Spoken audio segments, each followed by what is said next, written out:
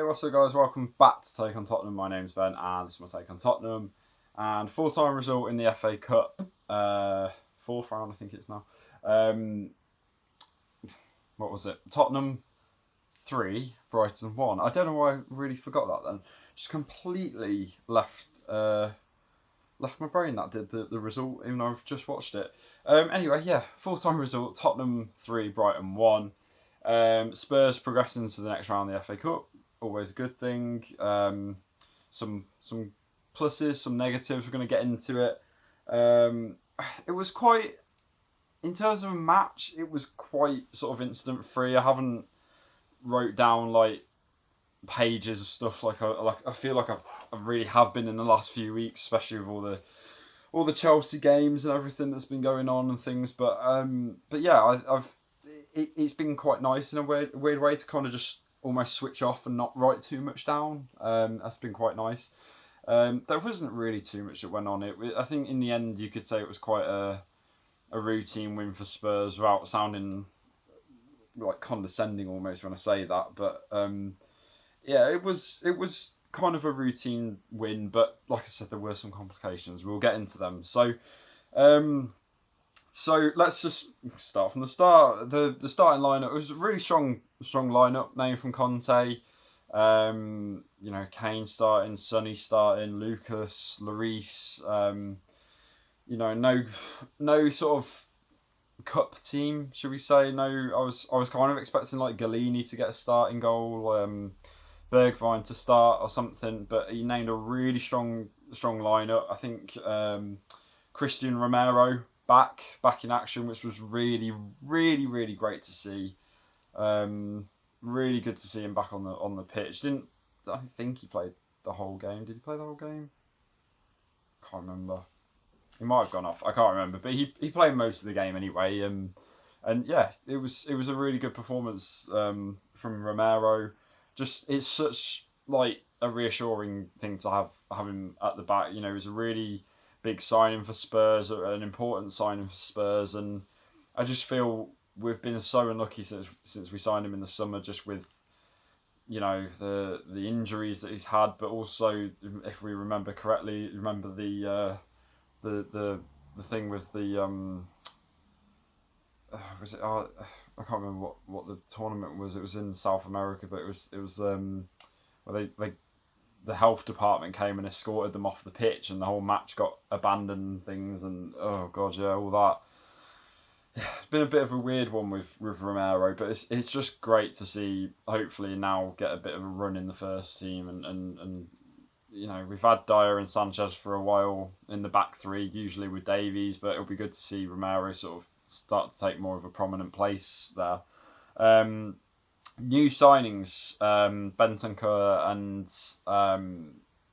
Kulusevski, both started on the bench, which I'm not upset about at all. I know there'll be some fans who be going, "Oh, what's the point of paying for the down if they can't even start the match?" Like that. It's fine because first of all, it's just it's a cup match. It's not to call on these players during when you need to get the points on the board with in the Premier League, that it's always going to be the priority, I think. But it was, like I said, it was good.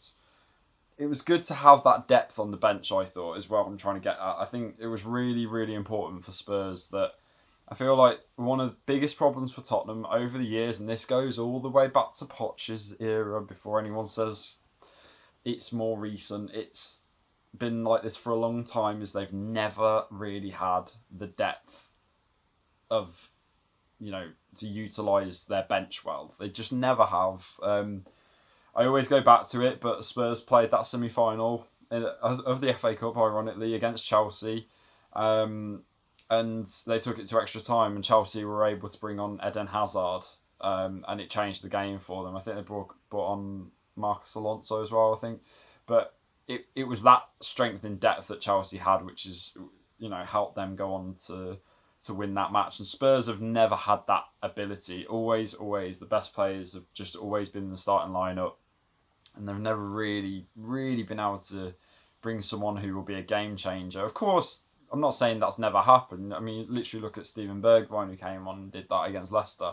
Not to say it's never happened in the club, but it's always been their problem for a long time, long periods. They've never had that strength in depth to sort of call on, and I know it's only one game and it's their first games, but it was good to sort of be able to bring them on. Could have potentially been a tricky game. Brighton are having a very good season this season, and it's there was some tricky moments. It could have. It's good to have those players of that quality to bring on. It's good to see them obviously later in the game, but it was a nice feeling. Don't usually have that beat the Spurs one. So yeah, new signings on the bench, and really Spurs started off quite fast. 15 minutes, a little bit and ahhing, but got a goal. Kane, great finish, a really really good finish from Kane, and it really gives you vibes that he's maybe not back to his absolute prime best, but he's definitely closer to it now. I think the last 4 or 5 weeks, Harry Kane has really, really been improving. A really massive contrast to that player who was playing at the start of the season and with all the Man City interest and everything. He just looks so much more back to normal and back to being comfortable in how he's playing and everything, and he looks more confident as well. The shot, the goal he scored was such a lovely strike, and it's just that goal is such a standard sort of when Kane's on it, and when he's got the confidence, he can just pick the goal out like that, and it was a brilliant finish, brilliant goal. I think deserved. I think Spurs then went and got a second in bizarre circumstances. It was a bit of a weird one, but Emerson Royale collected the ball in his own half, ran up the length of the pitch, which was a really good run. I was kind of dreading it at that point because I was like, oh, we're going to see a wasted cross coming in here, and then literally I've watched replays. It's really hard to sort of see. I think it does take a deflection, and it goes. It just loops over the keeper and just goes in the net. It was a really bizarre goal. I think it has been put down as an own goal, but it's you gotta take the goal where you go. Take the goal. So yeah, really good Spurs, and they were really looking comfortable as well. They were really threatening on the break at that point. They had numerous counter attacks. Brighton were really short on numbers at the back, trying to contain Spurs. And Spurs could have put the game to bed in the first half. And to be honest, the game did look put to bed in the first half, even at 2-0. Kane had a really big chance. He tried to chip the ball over, and Sonny was kind of at the back post. He was offside in the end, but he still headed it wide, which was a bit annoying. But yeah, it was a really good first half from Spurs. Really controlling, devastating on the counter attack. And yeah, they looked pretty much in full control. Came out in the second half, and it was like, oh no, and it felt a bit like a Mourinho performance. They took their foot off the pedal.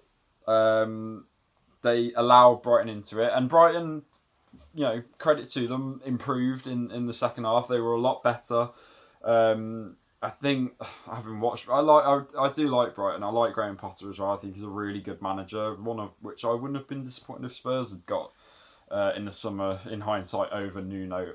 Then in hindsight, you would have gone actually no Conte. But no, I really like Graham Potter, and I really like what he's doing with the Brighton side. And I think they're having a really good season. Unfortunately, I have to come in with the cliche that I'm fairly certain everybody in football says about Brighton. I'm sure Brighton fans will say about Brighton, is if they just had a striker who knew where the goal was and scored, just more consistently than what they have with Mopé and sort of Welbeck come on.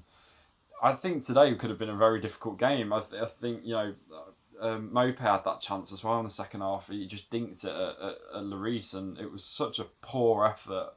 I think if you had an informed striker, that'd be buried in the back of the net. And I think, like I said, Brighton are a really good team. I just think that's, for a few years now, that's been the one thing they've been lacking. And I do think today would have been a really, even more difficult game if they'd had that. But yes, we took the foot off the pedal, and Brighton got back into it. Full credit to them. Like I said, they came out, were the better team.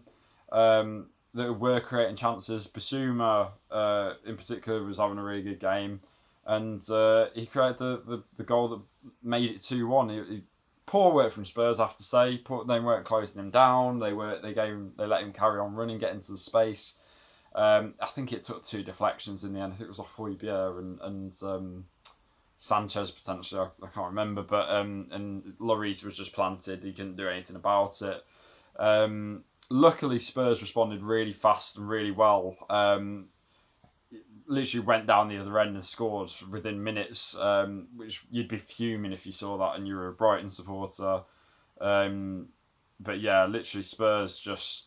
I think Sonny picked the ball up and it just gave me vibes. Remember the goal that he got against Burnley where he just hit the afterburners and he just turbo, and it was a really, really good finish from Kane, because you've got to be alert. I'm not saying it was his best goal, but it was a good...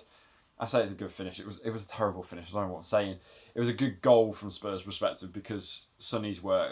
I felt it was more Sonny's goal than Kane's goal, if anything, because he did all the work. He hit the afterburners. He ran past, tried to take his chance. The ball somehow fed its way through, and it was going in. I think Kane just got his boot on it before the Brighton defender did. But it was good work from Sonny. If it was up to me, I'd give him that goal, but I don't get that decision, unfortunately. And then Bergwijn had a great chance. The new guys came on, Bentancur and Kulusevski. Kulusevski had a really good involvement, I thought, and had a really great. He won the ball back from a goal kick, really fast, fed it through to Bergwijn. It was absolutely open. The ball bobbled up a little bit, and he shot it straight over. It should have been a goal. Absolutely should have been, but yeah. So it was a good performance from Spurs. It wasn't perfect. I really felt like they dropped the pace of the game in the second half. I felt like they really, really allowed Brighton to get back into the game, which they shouldn't have. They were in a very controlling position. And like I said, it was really good to see the new guys get involved as well. I thought Bentancur had a good involvement for what he was involved. Kulusevski, I was really impressed with him. I thought he was really getting involved and he looked really menacing on the left side. On the right side, cutting in on his left as well. So hopefully that'll be, a weapon in the word Arsenal, a weapon in the Arsenal to use for the rest of the season. Players who I thought did really well today. I thought Sanchez had quite a good game. I thought Romero as well had a really good game on his return. Sonny, Kulusevski, as I've just said, had a really positive impact. I thought Lloris as well made some really good saves today. I thought there was one save that he did that got deflected. It was really good reactions from him. And Emerson Royale, I don't say it much, but I thought he had an okay game. I thought he had a good game. It was bizarre, the goal, but it was good work from him to get into that position. But I'd say man of the match had to be Kane. I thought he was fantastic today. He was getting in all sorts of positions and feeding the ball, carrying the ball, holding the ball up. Just was again, it was a really good Kane performance and one that fills me with confidence that he's getting back to his best, which is what we want to see. Next game, we were in action on Wednesday against Southampton, back in the Premier League. So, yeah, that'll be an interesting game. They had a tough game in the FA Cup against Coventry City today. So, went 120 minutes. So, hopefully, in a weird way, they'll be a little bit tired. It might make our day a bit easier, but we'll see. And just before I go, because I've been talking so much, my throat is about to just go, apparently. Really quick thank you to everybody who has helped me get to 200 subscribers. I'm very proud of it. It's another milestone of many that I want to reach on YouTube. I remember sat here absolutely over the moon when I reached 10. And that was at the start of the season when Jose had taken over for his first full season. Blimey. So, yeah, it was really, it means a lot to get to 200. I know, again, in YouTube, it's just a drop in the ocean, but to me, it means absolutely everything. And I just want to say a massive thank you to anybody who watches my videos and wants to hear what this random guy who sits on his sofa with a notepad has to say about a team that frustrates him a lot and causes nothing but high blood pressure most of the time. So I really just want to say thank you. And yeah, we go on to the next milestone, 300 now. That would be lovely. So, but yeah, we'll talk about that when we get to it. I might do a Q&A video maybe, but the last one didn't really do too well. So if you do have any questions or anything like that, leave them in the comments section. And if there's enough comments, if there's enough questions, I'll do a Q&A video. But if not, I won't bother. Basically. But yeah, we'll see what happens. But if not, I will see you guys on Wednesday for the Southampton game. Have a great rest of the weekend. Spurs are in the next round of the Cup. We'll see who they get tomorrow. And that's it. And hit that subscribe button. I'll see you guys in the next video. And as always, come on, Spurs.